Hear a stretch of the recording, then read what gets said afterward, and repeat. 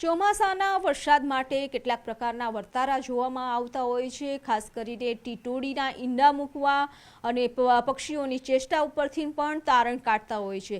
એટલે આપણી સાથે છે હવામાન નિષ્ણાંત અંબાલાલ પટેલ। કાકા, જ્યારે એવું કહેતા હોય છે કે ટીટોડી ઈંડા મૂકે એટલે લોકો એવું કહે કે આજે ટીટોડીએ ઈંડા મૂકી દીધા છે, હવે વરસાદ થશે, પરંતુ એના માપદંડ કેટલા હોય છે કે કયા સમયમાં એ ઈંડા મૂકે તો તેના ઉપરથી તારણ જોવામાં આવતું હોય છે?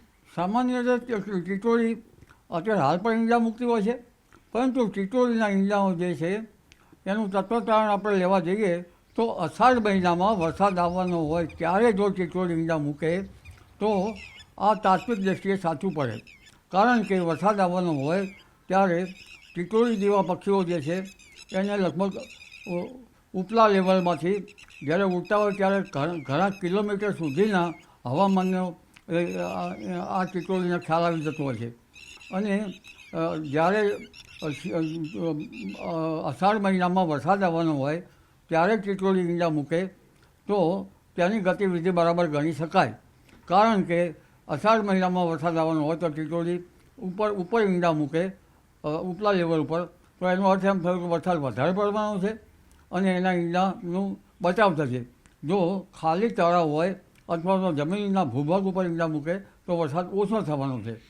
એટલે ટીટોડીની જે ગતિવિધિ છે એ લગભગ અષાઢ મહિનામાં ચોમાસા પૂર્વે ગણી શકાય।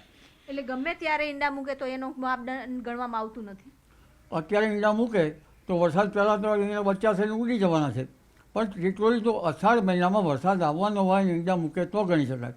માત્ર ટીટોડી નહીં, લગભગ કરોડિયા ઝાડા જે બહાર બાંધતા હોય છે એ ઘરમાં ઝાડા બાંધે, કારણ કે કરોડિયા જેવા જીવજંતુઓને પણ ખ્યાલ આવી જતો હોય છે કે બહાર છે એની ઝાડ સુરક્ષિત નથી, એટલે કરોડિયા ઘરમાં ઝાડા બાંધવામાં લાગે ત્યારે પણ વરસાદની શક્યતા જણાય।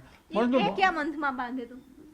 લગભગ ચોમાસું આવવાનું થાય એટલે કરોડિયા ઘરમાં ઝાડા બાંધવાનું શરૂ થઈ જાય। પરંતુ જે આર્દ્રતાનો ભેજનું માપદંડ છે વળની વરવાઈઓ છે, વળની વરવાઈઓ લગભગ વ્યાસ સવા વ્યાસની થાય એટલે વરસાદ આવી જાય। આ જે બાબતો જે છે એ જે કુદરતી લેબોરેટરી છે ભીગું। તો પક્ષીઓ છે, કરોડિયા છે, ટીટોડી છે, આની ચેષ્ટા ઉપરથી વર્તારો છે તે કાઢવામાં આવતો હોય છે, પરંતુ કયા મહિનામાં મૂકે છે ઈંડા તે પણ એક ખૂબ જ મહત્વનું હોય છે। કેમેરામેન પ્રકાશ દેસાઈ સાથે બીબી પટેલ, ન્યૂઝ 18 ગુજરાતી, ગાંધીનગર।